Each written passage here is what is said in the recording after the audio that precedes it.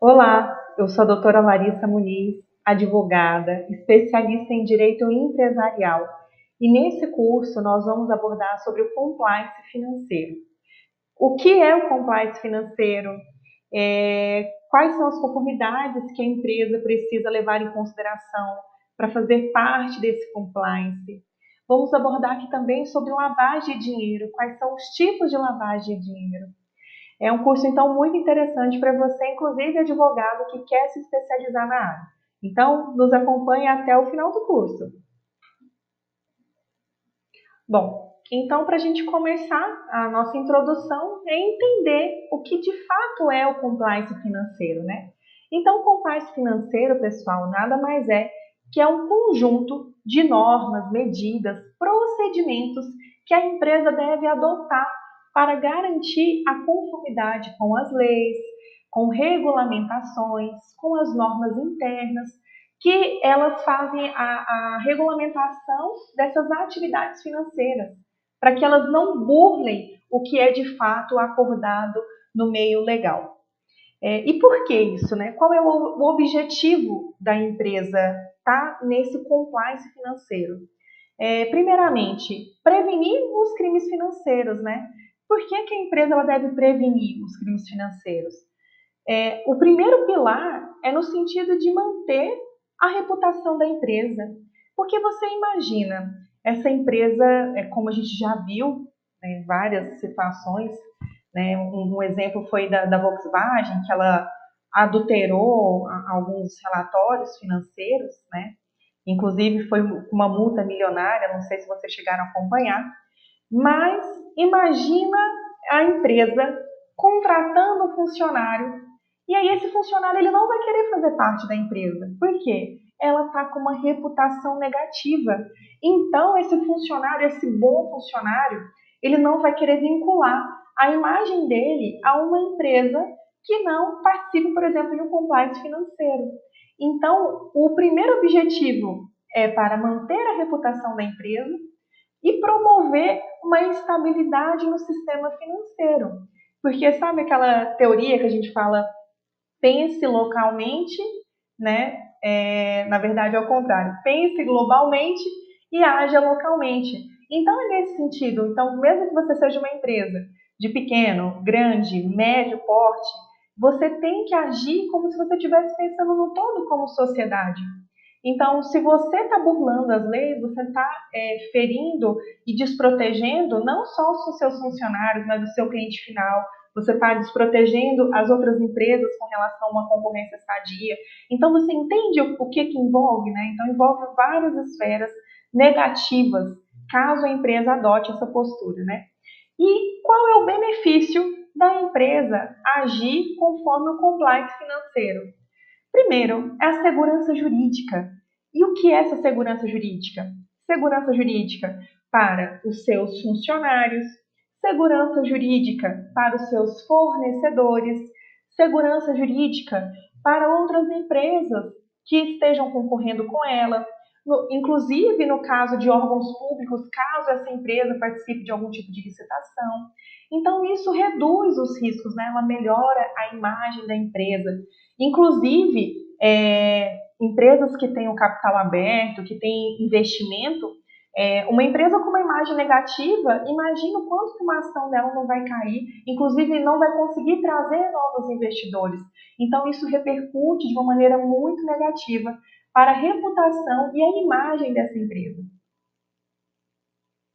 E agora, pessoal, seguindo, né, todo esse contexto do compliance, nós precisamos entender qual é a importância do compliance financeiro. Então, o compliance financeiro, ele está no sentido de tentar prevenir, tentar diminuir, inclusive evitar crimes, por exemplo, como lavagem de dinheiro, financiamento do terrorismo, sonegação fiscal. E como que a sociedade tem se comportado para evitar esses crimes, né? Foi aprovado em 2013 a Lei Anticorrupção, a Lei 12.868. Então, e depois veio a outra lei, um decreto, né, melhorando ainda mais. A gente vai conversar mais sobre esse decreto no decorrer do curso. E surgiu em 1974, que teve o Congresso lá da Basileia, que nós vamos também falar melhor isso no decorrer do nosso curso, que foi a união das 10 maiores potências mundiais fazendo regulamentações financeiras. Então, a necessidade de se ter uma organização sobre os procedimentos financeiros, isso tudo é compliance, né? E as expectativas desses stakeholders, né? Que são esses investidores que apostam nas empresas, os clientes finais, o governo, né? E a sociedade em geral. Então, olha a importância do compliance financeiro. Nesse sentido, ainda sobre a importância do compliance financeiro, a gente precisa entender de como ele surgiu, né? Então, ele começa com as primeiras diretrizes do GAFI, que é o Grupo de Ação Financeira Intergovernamental, que ela apareceu com 40 recomendações como base para as leis. Por exemplo, até essa lei anticorrupção que veio também, o decreto que veio agora em 2015 também, é, fundamentando todo mundo. Então, aqui para a nossa lei, a gente utilizou 13 dessas 40 recomendações para nos fundamentar nas nossas leis também, né? E qual é a missão desse GAFI? É estabelecer padrões internacionais para combater a lavagem de dinheiro e o financiamento do terrorismo, porque um está intrinsecamente interligado ao outro. Né? Então, essa a abordagem que teve esse grupo de ação financeira intergovernamental é no sentido de identificar o risco, avaliar e mitigar como que a lavagem de dinheiro e o financiamento ao terrorismo ela pode acontecer. Então, é no sentido já de você evitar, prevenir, como que a sociedade, como que o Estado deve e pode agir a fim de se evitar esse tipo de conduta. E ainda sobre o GAFI, nós vamos falar aqui as principais recomendações que, inclusive, foram utilizadas aqui no nosso país também. Então, nós falamos do CDD. E o que é o CDD? Devida diligência do cliente. Ou seja, você como empresa, precisa conhecer os seus clientes e verificar a origem dos seus recursos. Então, aqui no nosso país, a gente utiliza, inclusive, sistemas, né, para você verificar como que está o perfil daquele cliente, né? Você pode utilizar cadastros de dados do sistema de proteção de dados desse cliente, onde tem as informações se ele é bom ou mal pagador, inclusive processos judiciais. Então, porque os processos, se ele não estiver correndo em segredo de justiça, ele tem um caráter público. Então, para você já entender de onde que vem aquele cliente, né? Então, você como a empresa, e você agora como advogado ou operador do direito ou um estudante, você precisa ter esse cuidado, inclusive quando você for atuar no direito empresarial, para você ter esse olhar, que você tem que recomendar para o seu cliente para que ele conheça a sua base, né? E não é só conhecer, você precisa monitorar as transações, identificar as transações suspeitas e reportar às autoridades competentes. Inclusive, no transcorrer do nosso curso, nós vamos mostrar aonde recorrer e a importância que tem de se manifestar sobre quando você localizar alguma transação suspeita, né? E a colaboração com as autoridades. Então, aconteceu, você pegou algum caso, em caso de você advogado ou você operador do direito que esteja auxiliando, ou até mesmo você empresário, aconteceu de você identificar essa transação suspeita. Você deve colaborar com as autoridades, no caso da investigação, para que aconteça a repressão a esse crime financeiro. E agora nós vamos mostrar para vocês quais são os órgãos reguladores e as suas funções. O Banco Central do Brasil, o Bacen, ele supervisiona o sistema financeiro nacional e o combate à lavagem do dinheiro.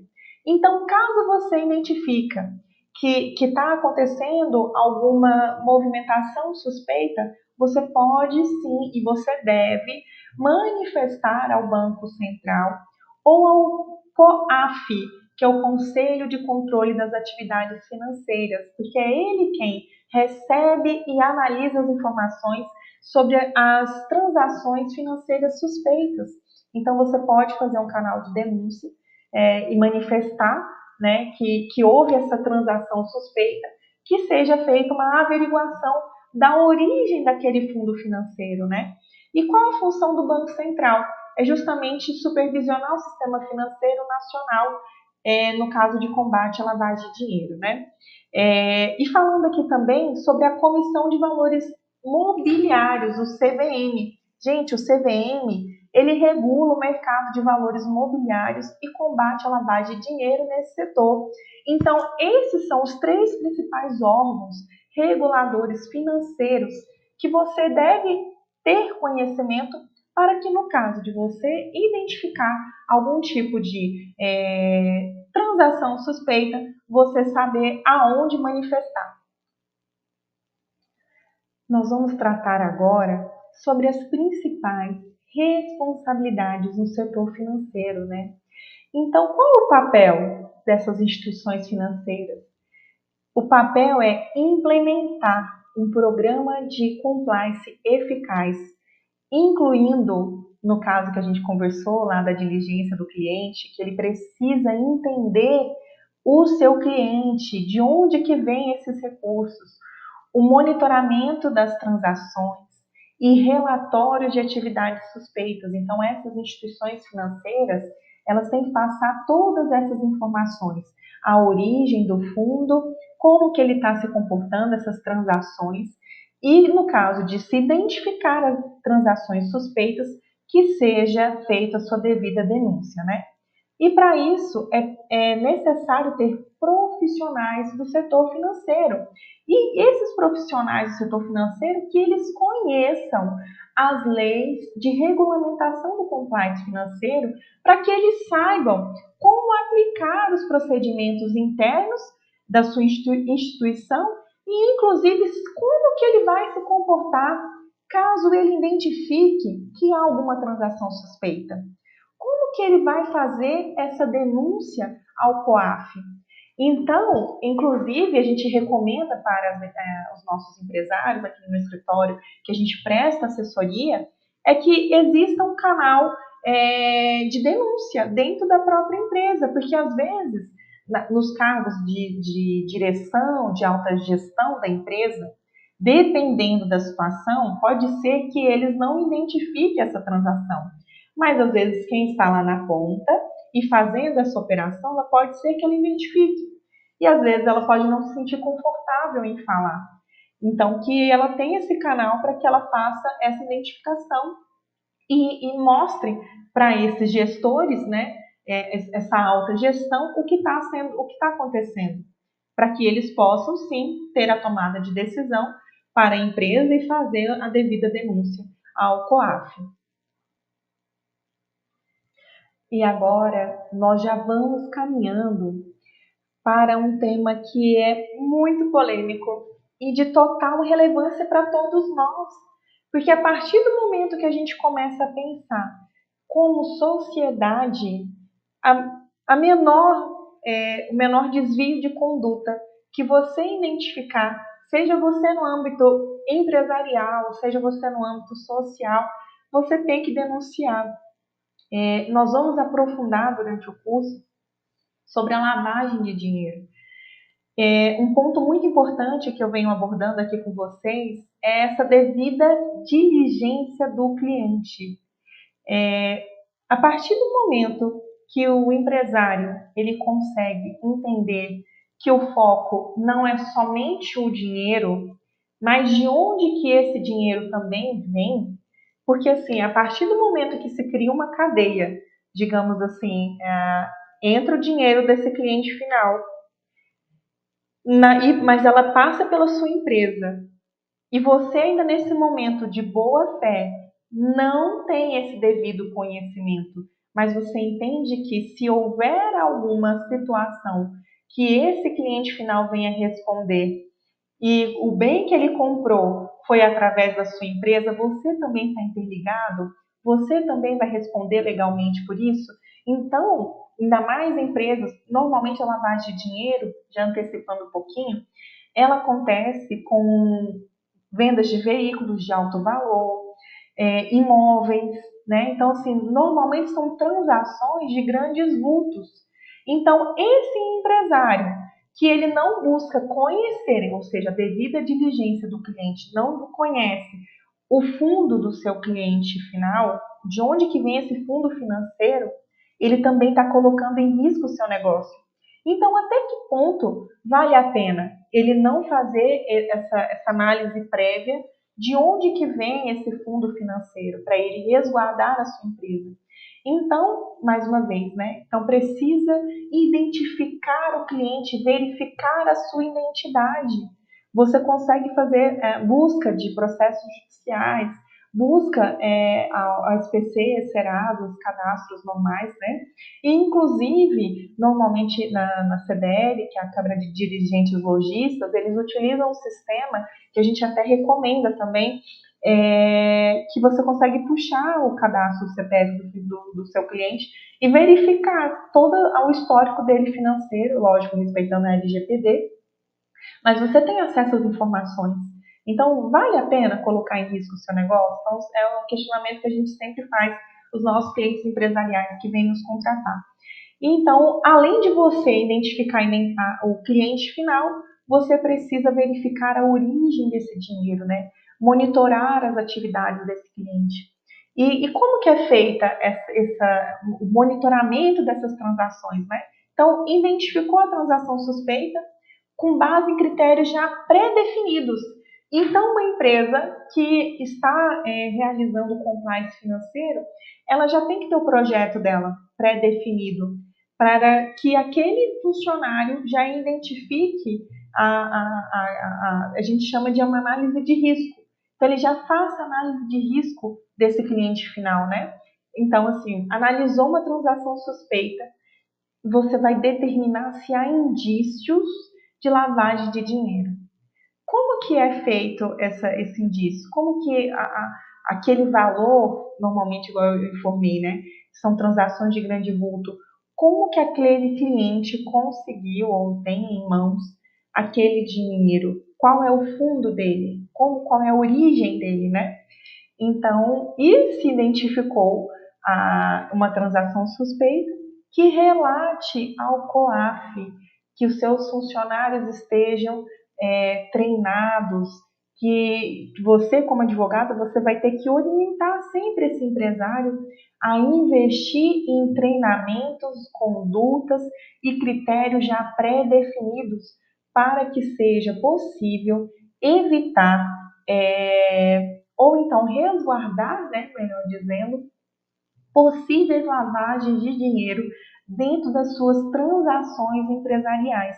Então, você, empresário, é o primeiro responsável no sentido de resguardar as transações financeiras da sua empresa, a ponto de que você também não seja co-participante de um caso de lavagem de dinheiro, né? Então, caso haja algum tipo de denúncia, que você possa se defender diante de você ter os critérios pré-definidos, você consegue comprovar que aquele cliente ele passou por como se diz, uma filtragem, né? Uma peneira ali, dos seus critérios, e que você, na sua boa-fé, não conseguiu identificar.